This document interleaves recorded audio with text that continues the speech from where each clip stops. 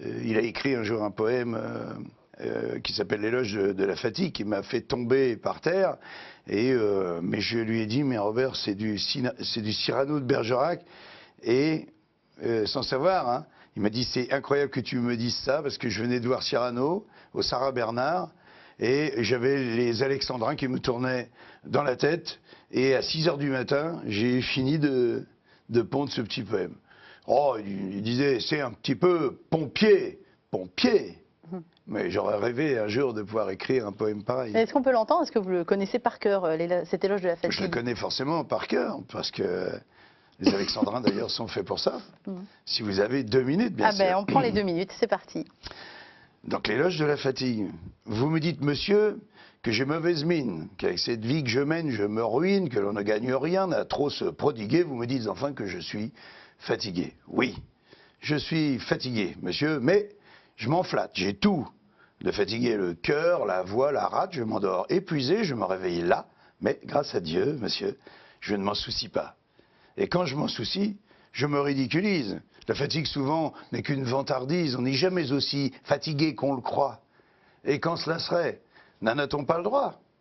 Je ne vous parle pas des tristes lassitudes qu'on a lorsque le corps harassé d'habitude n'a plus pour se mouvoir que de pâles raisons, lorsqu'on a fait de soi son unique horizon, lorsqu'on n'a rien à perdre, à vaincre ou à défendre.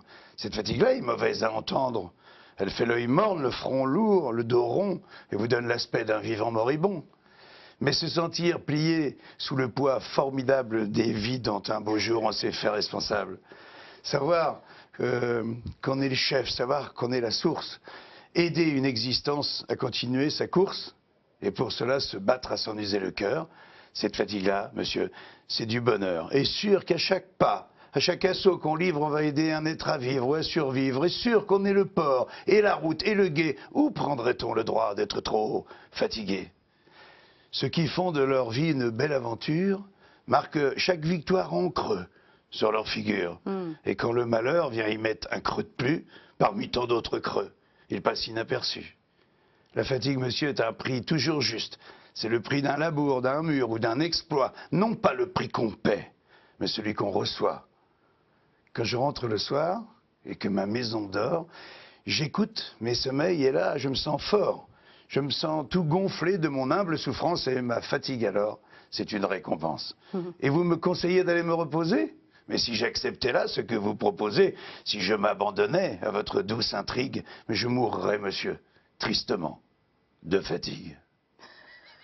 C'est magnifique, alors là, bravo Jean-Marie. Bon, t'étais toute seule à applaudir, bien Non, sûr. mais c'est très beau, franchement, je pense que tout le monde applaudit derrière son écran.